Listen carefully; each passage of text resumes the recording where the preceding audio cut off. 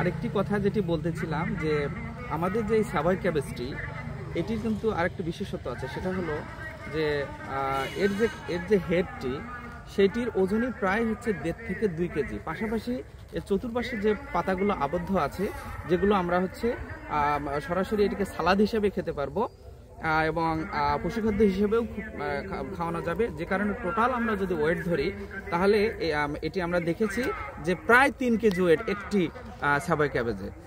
আর পুষ্টিগুণের মধ্যে যে কথাটি বলতেছিলাম সেটা হলো যে যেহেতু এতে প্রচুর পরিমাণে বিটা ক্যারোটিন থাকে, যেটি হচ্ছে প্রিকারসর অফ ভিটামিন এ, সুতরাং ভিটামিন এর কিন্তু অন্যতম উৎস হচ্ছে এই সাবাই ক্যাবেজ। এবং এর মধ্যে ওমেগা 3 ফ্যাটি অ্যাসিড এবং ফোলেট থাকার কারণে বাচ্চাদের যে গঠন,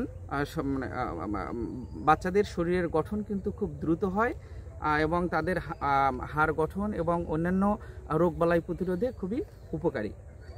এবং এর মধ্যে আইসোথায়োসায়ানেটস থাকে এই সাবাই ক্যাবেজে, যেটি লাং ক্যান্সারকে 38% পর্যন্ত গবেষণার মাধ্যমে দেখা গিয়েছে 38% পর্যন্ত লাং ক্যান্সার রিডিউস করতে পারে।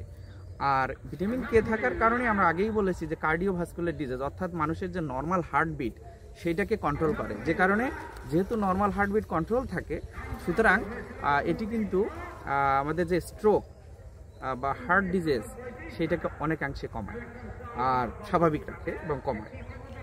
আরেকটি বিষয় হচ্ছে যে এই সাবাই ক্যাবেজটি কিন্তু স্যুপে এটি স্যুপে খুবই জনপ্রিয়, স্যুপে ব্যবহার করা যেতে পারে এবং এটি হচ্ছে ওয়েট লস ড্রিঙ্ক হিসেবেও কিন্তু এই সাবাই ক্যাবেজটি ব্যবহৃত হয়, যেটা এবং ডায়াবেটিক পেশেন্টদের জন্য কিন্তু এটি খুবই উপকারী। সুতরাং এই সাবাই ক্যাবেজটি যেহেতু বাংলাদেশে একেবারেই নতুন, সুতরাং এটি চাষাবাদের মাধ্যমে এর যে পুষ্টি সেটি আমরা হচ্ছে যে আমরা সবার মধ্যে ছড়িয়ে দিতে পারি এবং এটি আরও গবেষণা করার মাধ্যমে আমরা এই একেবারে নতুন এই সবজিটিকে আমাদের কৃষক পর্যায়ে নিয়ে যেতে পারি। আর সেটি হচ্ছে আমাদের এই গবেষণার প্রধান লক্ষ্য।